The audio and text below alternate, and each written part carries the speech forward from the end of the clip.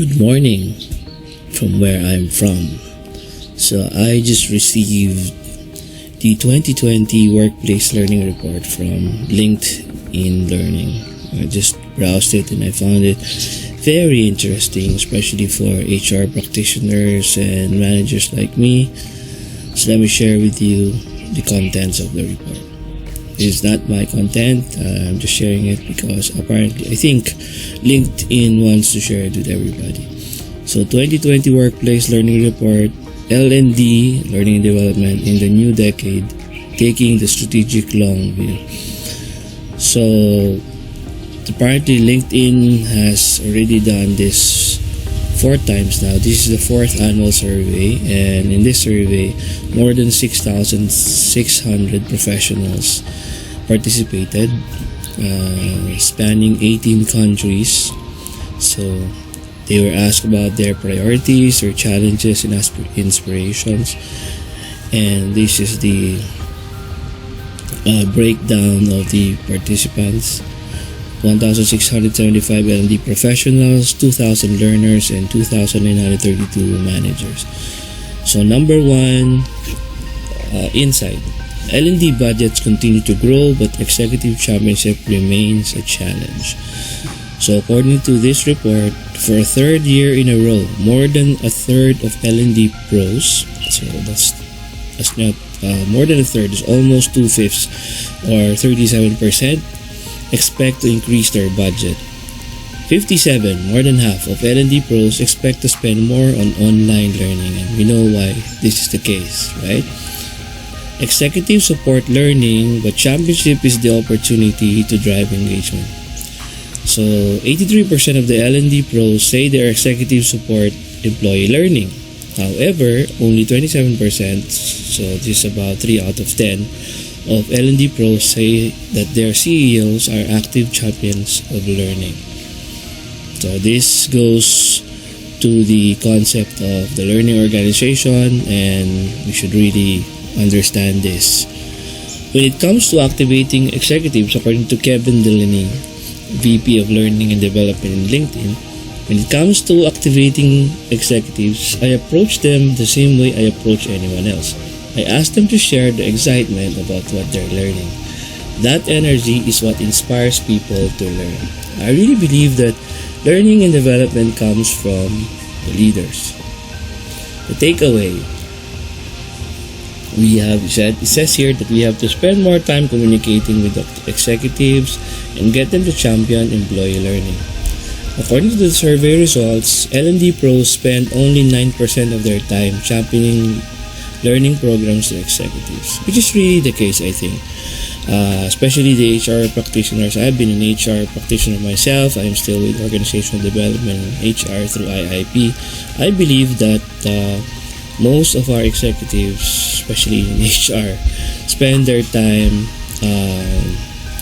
with not in the strategic field, rather in the operational field or the day-to-day work. The maintenance of the organization, going to the government, pay those government dues, SSS, PhilHealth, and all those things. And sometimes, because HR is on the maintenance mode and always on a war room, it's always about labor relations and all that. And so they forget that employee learning is really something that you really have to put your effort in it. And here in this survey, this is other countries, right? So this is not even ourselves. I mean, the Philippines. I think in the Philippines it's even lower, right? So Alexia Vernon helps. It says here that Alexia Vernon helps us to develop the mindset and skills needed to see results. Alexia Vernon, there's a course here from LinkedIn if you're interested. The idea of the course is to communicate in order to drive to action. Number 2 takeaway. Standards for measuring learner engagement are still unestablished. So increasing learner engagement tops the priority list of L&D pros globally and in the US. But other countries have different top priorities. So for US, the top priority is increasing learner engagement. So I assume that there's learning, but they want their employees to be able to engage with them, right? So this has something to do with knowledge management, the portal that they're using, and all that. So content and making their learners, employees, be engaged. In Canada, the priority is evaluating the impact of learning. So this is a bit, if you will look at it from the perspective of the Kirkpatrick model, we are just at the beginning, right? So in UK, identifying, tracking, and closing the skills gaps. And in Germany, India, and Australia, enabling self-directed learning with online learning solutions. So more or less, we are there, but we are not yet. We have not yet established the standards for measuring learner engagement. Right. So L&D professionals define engaged learners in different ways. This is one other factor. For example, course completion is, of course, that's the main thing that you will put in your metric, right? How many percent of the course get completed? Number 2, the learner satisfaction survey. Are you satisfied with this? Blah blah. The minutes of learning per month. This is pretty basic, and it's usually available already in your KM or even in your learning management system. Repeat visit per month. Right, so I know of a certain solution wherein they track even where the employees visit next. So they more or less have a path for you, and they know where you're going. So here, the insight that is gathered here is that 24%, or about 1/4 of L&D pros, don't currently measure learning engagement. So that's pretty insightful for us. So for every 4 L&D professionals, this is not even HR. This is basically the people who are in charge of learning and development. 1 out of 4 don't measure learning engagement. So that seems to be, interesting.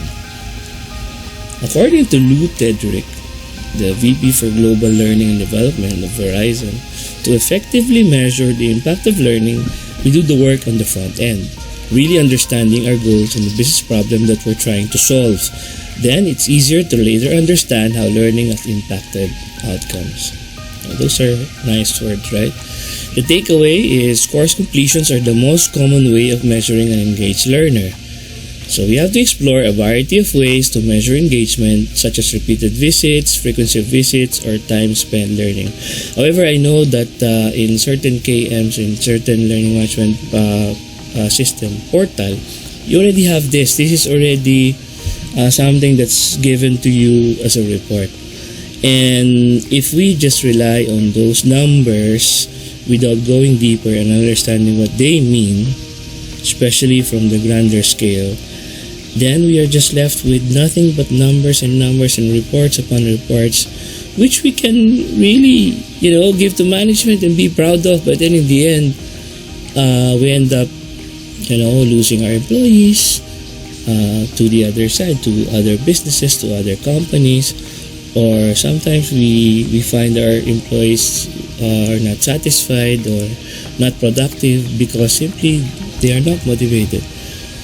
So we have a course here in LinkedIn profile called People Analytics. Josh Bursin explains more about People Analytics.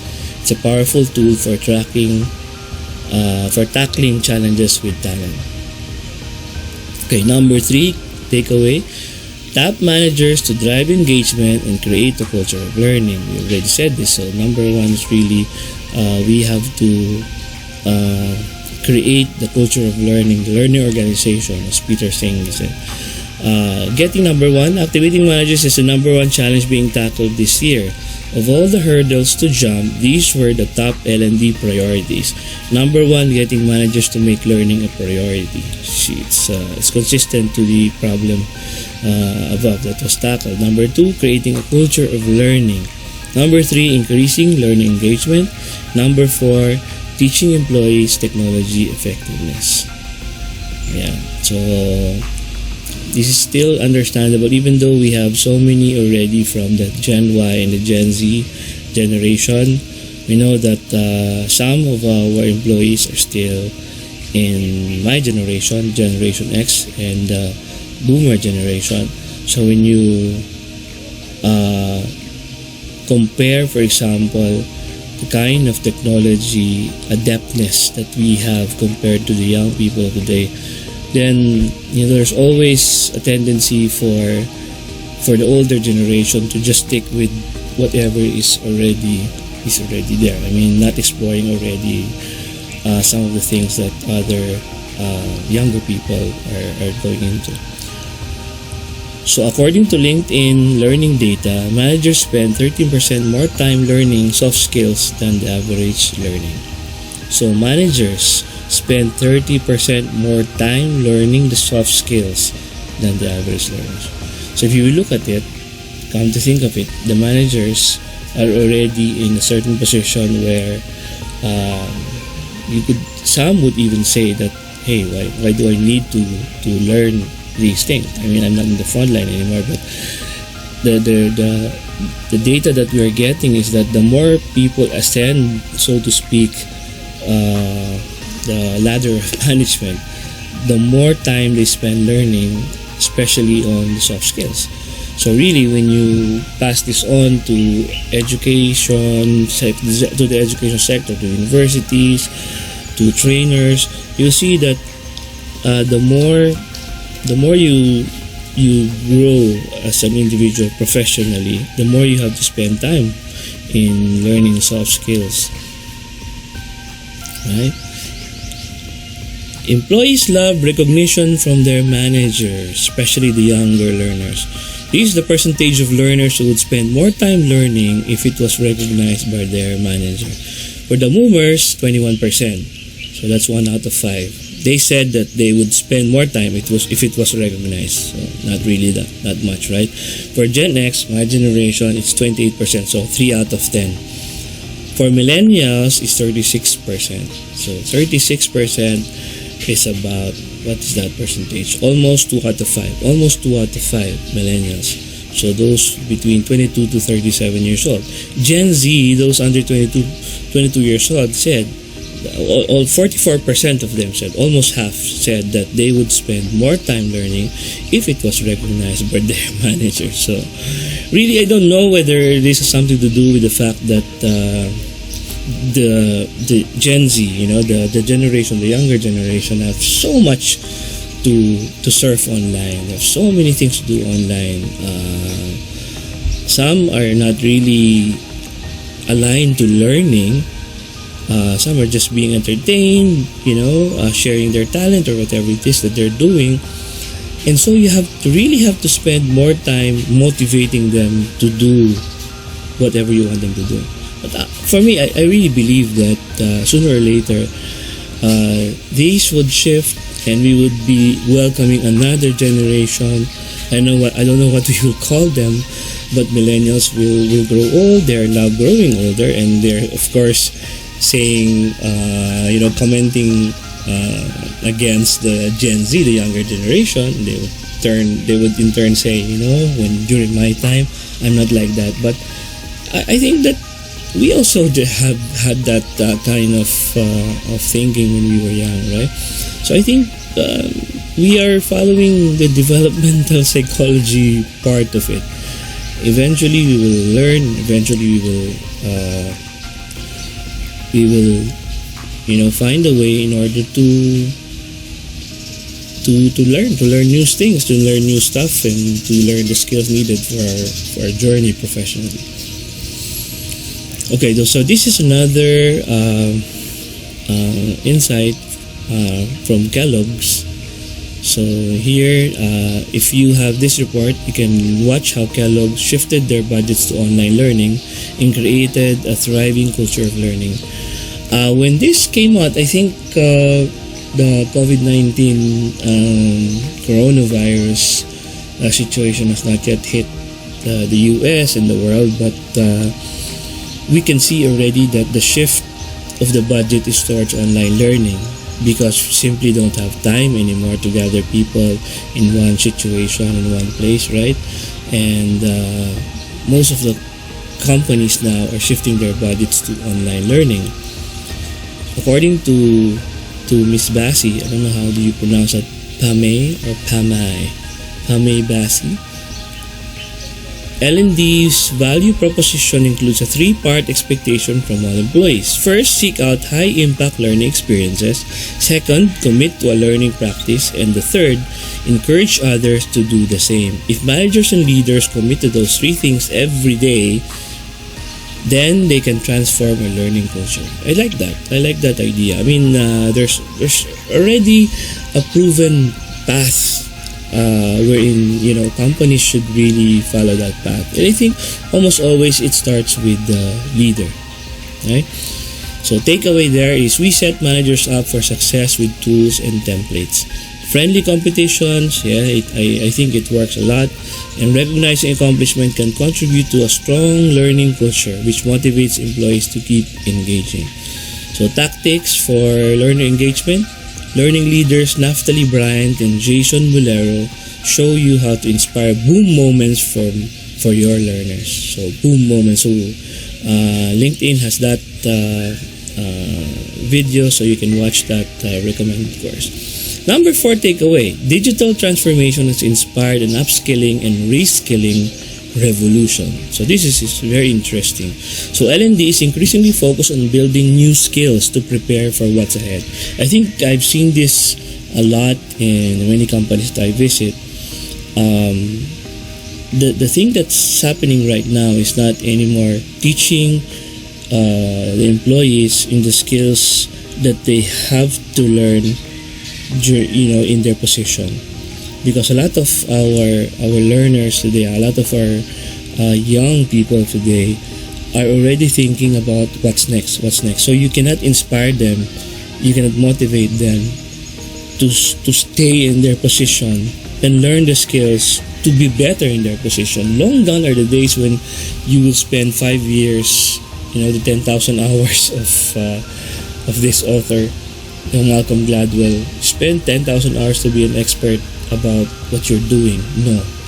Most of the young people today are already in the verge of trying to learn the skills needed for the next position. So it's more of the upskilling and the reskilling revolution. So in certain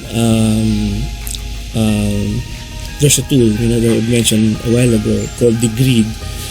There's even a path that you can choose for yourself. Of course, there's a normal path given by HR, your head, but then there's a path that you can choose that's not really that does not belong to what you're currently working on. Like for example, if you wanna learn how to speak another language or take care of your cat, I don't know. I mean, I've been to companies wherein even those things that may not be part of your work, they are being awarded or recognized simply because you are trying to upskill and reskill yourself. So according to this research, L&D is increasingly focused on building new skills to prepare for what's ahead. So in 2020, the fast pace of revolution of technology change is causing L&D pros to focus on helping employees build new skills. Surprisingly, nearly half of them plan on reskilling a portion of their workforce this year. So more than half. So 51% of pros or professional plan to launch upskilling program. Half of them. So it's not because they think that their people are not skilled with what they're doing. I think it's more of the mindset of the learning organization that they want their staff, their people to embed upon, because I think more and more HR practitioners and management have realized that an individual who is motivated to go to work is an individual who will perform better in their work.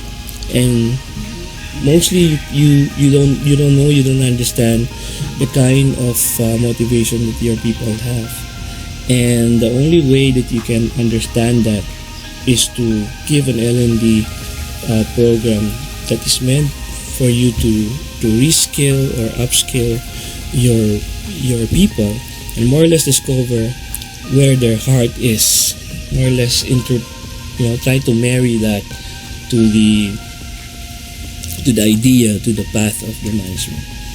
It's hard, and it takes a lot of understanding, takes a lot of strategizing when it comes to the HR practitioner to the managers, but it is worth it. I think most of the practitioners that we see now understand that. So it says here, additionally, 43% of L&D pros plan to launch reskilling programs. So again, almost half of it. So upskilling is learning new skills within the same job function, but then reskilling, teaching new skills for a different job function. Right. So how do L&D pros identify which skills are most important for employees to learn? Which is a very appropriate question. For US, Germany, and Canada, the responses are they receive recommendations from business leads and managers. So for UK, they monitor business KPIs and key metrics, while India and Australia identify emerging industry trends. So soft skills will reign supreme in 2020 and beyond. This is an standing old idea, and we know that it is true even in the report here.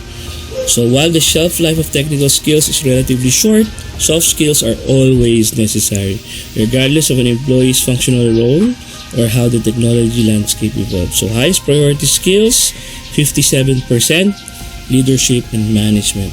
42%, creative problem solving and design thinking. 40%, communication. Lowest priority skills, 9%, mobile computing and development. Maybe they realize, and everybody knows it anyway. Engineering and coding, 8%. Cloud computing, 8%. Lowest priority among L&D practitioners. Okay, so here we are given the example of the MGM Resorts, and we are prompted to see how MGM Resorts International is upskilling their frontline workers and growing their careers. According to Simon Brown, Chief Learning Officer of Novartis, L&D upskilling and reskilling programs should always be tied to key business priorities. We have two. Number one, attracting and retaining the best talent and building capabilities, that's number two, to support this strategy. To help us be effective, we have started to embed learning leads into our strategy teams so that we can identify the skills we'll need several years out and create a plan on how to close them. So the takeaway there, the numbers are in.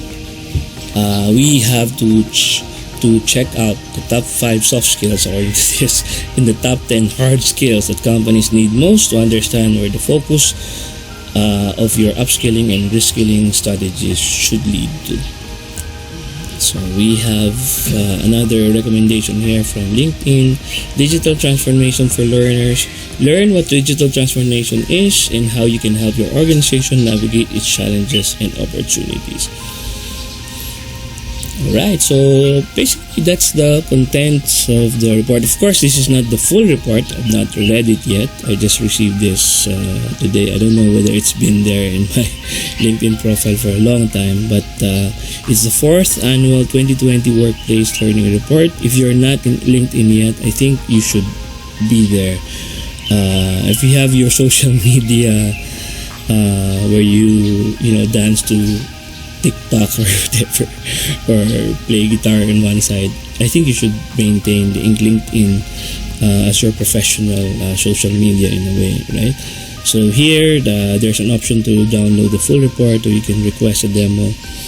And I think this is really wonderful, well thought out report, which can really influence the way HR and the way management plan for the years ahead. So thank you very much, and I hope you learned something from our discussions today.